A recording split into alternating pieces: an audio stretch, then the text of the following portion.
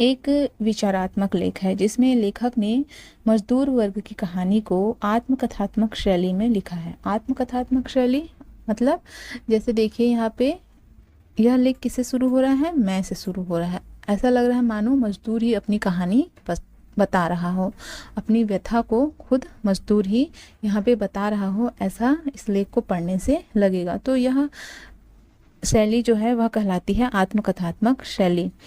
तो यहाँ पे यह आत्मकथात्मक शैली में लिखा है और यह बताने का प्रयास किया है कि इस दुनिया के वर्तमान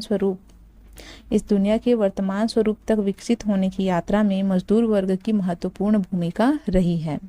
लेकिन मजदूरों की अपनी जिंदगी पहले की तरह आज भी अभावग्रस्त है। उन्हें किसी प्रकार की सुख सुविधा नहीं मिल पाई है, यही इस पाठ में बताया गया है। तो चलिए इसे पढ़ना शुरू करते हैं पाठ को। मैं मजदूर हूँ, जीवनबद्ध श्रम शक्ति की इकाई। मजदूर बता रहा है कि मैं मजदूर हूँ जो जीवनबद्ध, जीवन से बंधी हुई श्रम शक्ति है, श्रम संगठन है, उसकी मैं क्या हूँ, इकाई हूँ। मजदूरों से ही श्रम शक्ति का जो श्रम संगठन है, जीवन से जुड़ी हुई, उसका निर्माण होता है। मैं मेहनतकश मजदूर हूँ, मेहनती हूँ, मेहनत करने वाला मजदूर हूँ।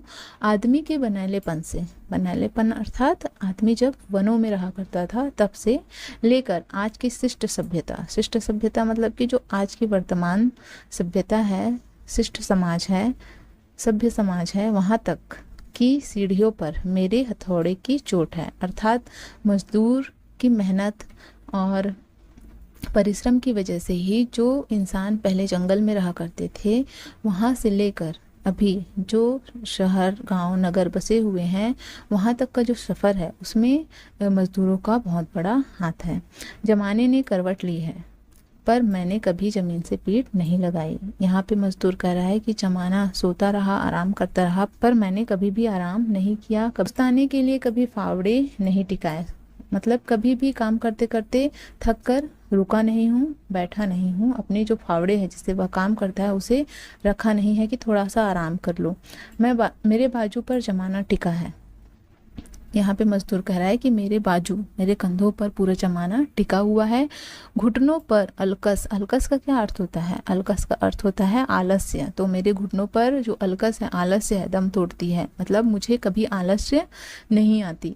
मेरे कंधों पर भूमंडल का भार है, मेरे जो कंधे हैं उन पर भूमंडल, भूमंडल मतलब कि पूरी धरती का, पूरी दुनिया का जो भार है वह मेरे कंधों पर ही है। मैंने ही अपनी मेहनत से पूरी धरती को क्या बनाया है।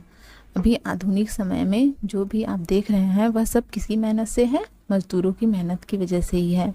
उसे उठाने वाले एटलस के साथ पर मैं वो हूँ कि कभी गर्दन नहीं मोड़ता, कंधे नहीं डालता, उन्हें कभी बदलता नहीं। मजदूर कह रहा है कि मेरे कंधों पर पूरी दुनिया, भूमंडल का भार है, मैंने पूरी पृथ्वी को उठाकर रखा है और उसके भार की वजह से मैं कभी भी थक कर गर्दन नहीं मोड़ता, नहीं अपने कंधे डालता हूँ कि अब मैं थक गया, मतलब थकान का महसूस कभी नहीं करता, न ही उन्हें बदलता हूँ। कंधे भी कभी नहीं बदलता, मतलब जैसा चल रहा है वैसे ही चल रहा है, कभी भी मैं हारता नहीं, थकता नहीं। कंधे डाल दूँ तो गजब हो जाए, दुनिया लड़खड़ा कर गिर पड़े, जमाने का दौर बंद हो जाए। मजदूर कहता है कि यदि मैं मेहनत करना छोड़ दूँ, कंधे डाल दूँ मतलब मेहनत करना छोड़ दूँ, तो जो संसार, पूरी दुनिया है वह लड़खड़ा कर गिर पड़ेगी। जो संसार चल रही है, जिस गति से विकास हो रहा है पूरी दुनिया का, वह विकास रुक जाएगा। पर मैं कंधे नहीं डालता, ना डालूंगा। पर मैं कभी न रुका हूँ और ना ही कभी रुकूंगा। मैंने निरंतर निर्माण किया है, विध्वंस ना करूँगा। मैंने हमेशा बनाया है, निर्माण करना मतलब बनाया है, विध्वंस मतलब क्या होता है, नष्ट करना। निर्माण का अर्थ बनाना और विध्वंस का नष्ट करना या तोड़ना। तो मैंने हमेशा बनाया है, मैं कभी तोड़ूंगा नहीं, नष्ट नहीं करूंगा। यदि करना हुआ तो पुनर्निर्माण करूंगा। यदि मुझे नष्ट करना भी पड़ा, मजबूरन अगर मुझे नष्ट करना भी पड़ा, तो मैं उसे नष्ट नहीं करूंगा, बल्कि उसे और भी बेहतर बनाने की कोशिश करूंगा, जिसके लिए मुझे कभी थकान नहीं महसूस होती, कभी अलकस नहीं लगती। और इस कार्य के लिए, निर्माण कार्य के लिए कभी मैं थकता नहीं हूँ। इसके लिए मुझे कभी भी थकान का एहसास नहीं होता है, कभी भी मुझे आलस्य नहीं आती है, बल्कि मेरा जो शरीर है रोआ रोआ फड़कता रहता है। जो मेरा पूरा शरीर है वह कैसा हो जाता है, काम करने के लिए तत्पर रहता है। मेरे निर्माण की परिधि की व्यापकता अनंत है। यहाँ पे मजदूर कह रहा है कि जो मेरे निर्माण करने की क्षमता है, की परिधि है, जो क्षमता है, उसकी जो व्यापकता है मतलब फैलाव है, वह अनंत है। मैं इतना अधिक परिश्रम करता हूँ कि उसकी कोई सीमा नहीं है। इसे कहाँ तक बताया मजदूर ने? उदयाचल से लेकर अस्ताचल तक। सूर्य जहाँ से उदय होता है, उदयाचल से अस्ताचल, जहाँ पे सूर्य डूबता है, तो पूर्व दिशा से लेकर पश्चिम दिशा तक, और क्षितिज के छोरों तक। क्षितिज किसे कहेंगे? जहाँ पे धरती और आसमान मिलते हुए दिखाई देते हैं, उसे कहते हैं क्षितिज। तो क्षितिज के छोरों तक, जहाँ क्षितिज दिखाई देता है, वहाँ तक मेरी जो निर्माण करने की क्षमता है वह फैली हुई है। हजारों वर्ष पहले कलयुग भी जब अभी अंतराल के गर्भ में था, मतलब हजारों वर्ष पहले जब कलयुग की शुरुआत भी नहीं हुई थी, तब मैंने नदियों के बहाव रोक दिए, बहाव जो अभी ताज़ा थे। जब कलयुग की शुरुआत भी नहीं हुई थी और प्रकृति जैसे अभी क्या है कि अभी सारी चीज़ें नष्ट होते जा रही हैं, उस समय क्या था? नदियों में बहुत तेज बहाव होते थे, पानी बहते थे।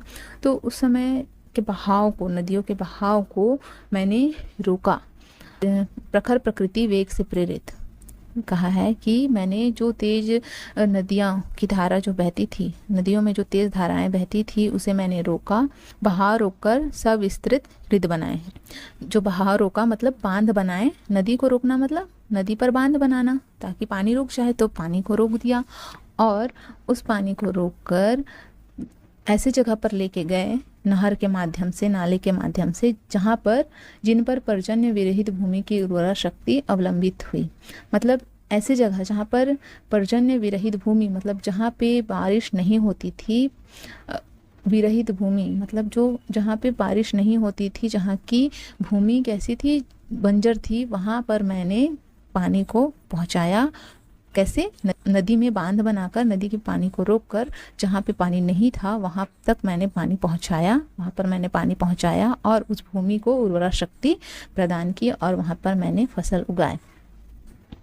आगे देखिए, बढ़ते हुए समंदर का मैंने जल सुखाया। अब नदी पर बांध पड़ गई तो क्या होगा?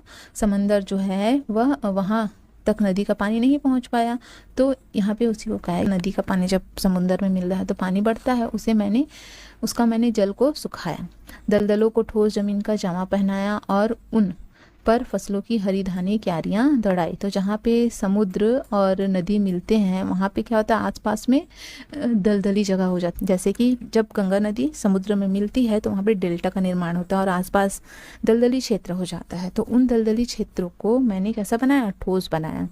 क्योंकि अब यहाँ पे तो बांध बन गया है ना, आगे पानी वहाँ तक नहीं जा पाया, तो पानी कम हो जाने की वजह से वहाँ की जो दलदली भूमि थी वह कैसी हो गई? ठोस जमीन बन गई। और वहाँ ठोस जमीन पे क्या किया? मजदूरों ने फसल उगाया और वहाँ पर भी हरियाली छा गई।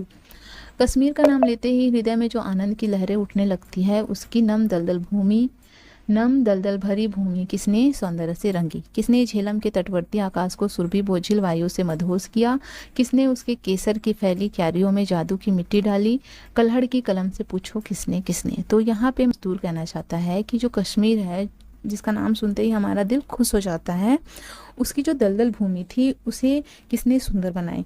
प्रश्न पूछ रहा है कि आखिर यह किसने किया? कश्मीर को इतना सुंदर किसने बनाया?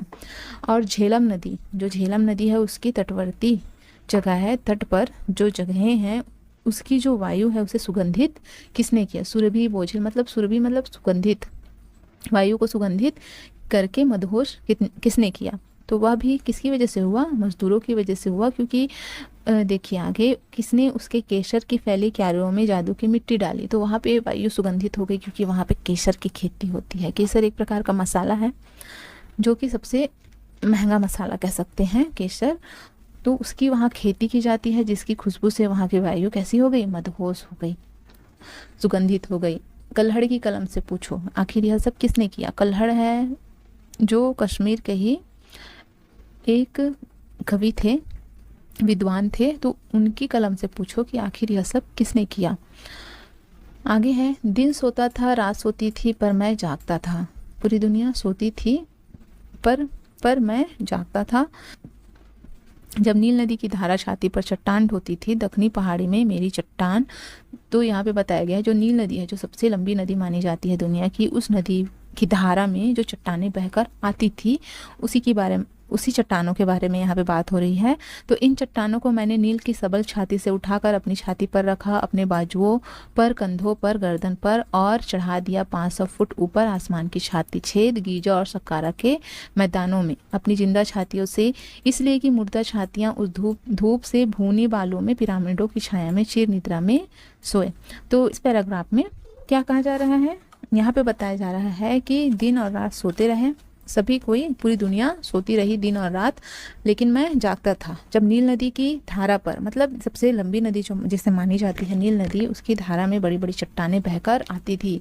तो उस चट्टानों को मैंने नील नदी की छाती से, मतलब नील नदी से मैंने निकाला, अपनी छाती पर रखा, अपने बाजुओं पर, अपने कंधे पर उठाकर उसे कहाँ पहुँचा दिया, 100 फुट ऊपर आसमान की छाती छेद, कहाँ, गीजा और सक्कारा के मैदानों में।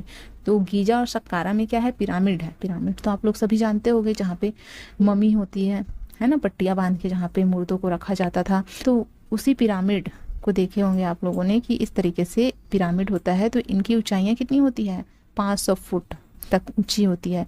इतने ऊंचे ऊंचे जगह पर मजदूरों ने उन चट्टानों को पहुंचाया और पिरामिडों का निर्माण किया।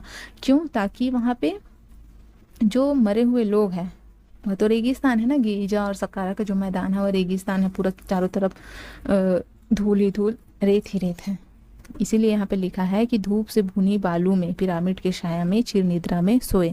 तो वहाँ पे चारों ओर क्या है, बालू ही बालू है। तो वहाँ पे पिरामिड बनाया गया ताकि जो मरे हुए लोग हैं उसे वहाँ पे आराम से रखा जा सके और वे लोग वहाँ पे आराम से रहे, मुर्दे लोग। इस मुर्दे लोगों के आराम के लिए जिंदा मजदूरों से काम करवाया जाता था, मेहनत करवाया जाता था। देखिए, इतने बड़े बड़े पिरामिड को बनवाने के लिए ना ही उस समय मशीनें थी,